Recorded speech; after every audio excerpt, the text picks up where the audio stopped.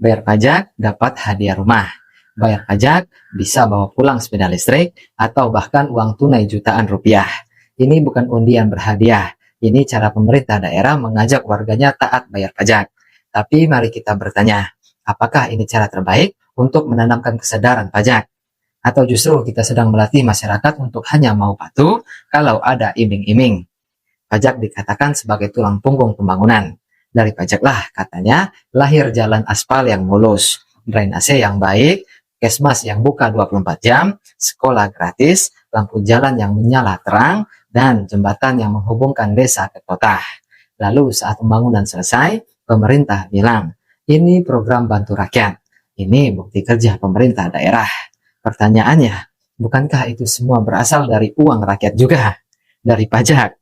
Lantas mengapa narasinya seperti pemerintah memberi, rakyat menerima? Disinilah pola pikir yang perlu diubah.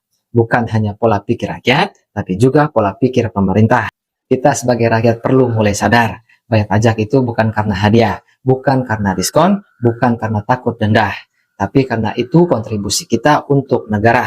Kita bukan anak-anak kecil yang disuap permen supaya nurut. Pemerintah jangan biasakan rakyat dengan hadiah dan pemutihan setiap tahun.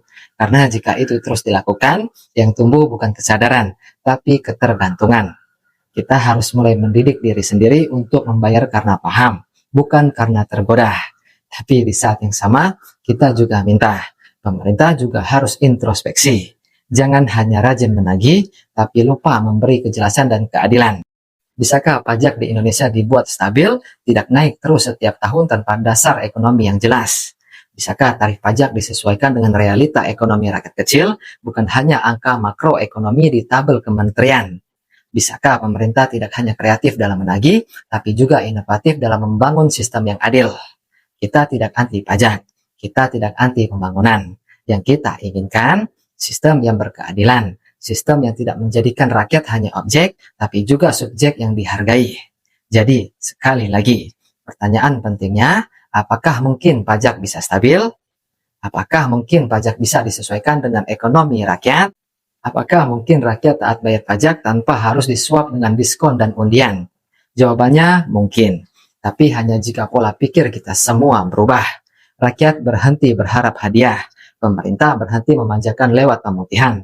Karena yang kita butuhkan bukan sekedar diskon, yang kita butuhkan adalah keadilan, transparansi, dan rasa saling percaya antara negara dan warganya.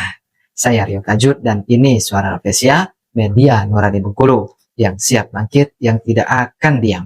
Mari belajar memanusiakan manusia.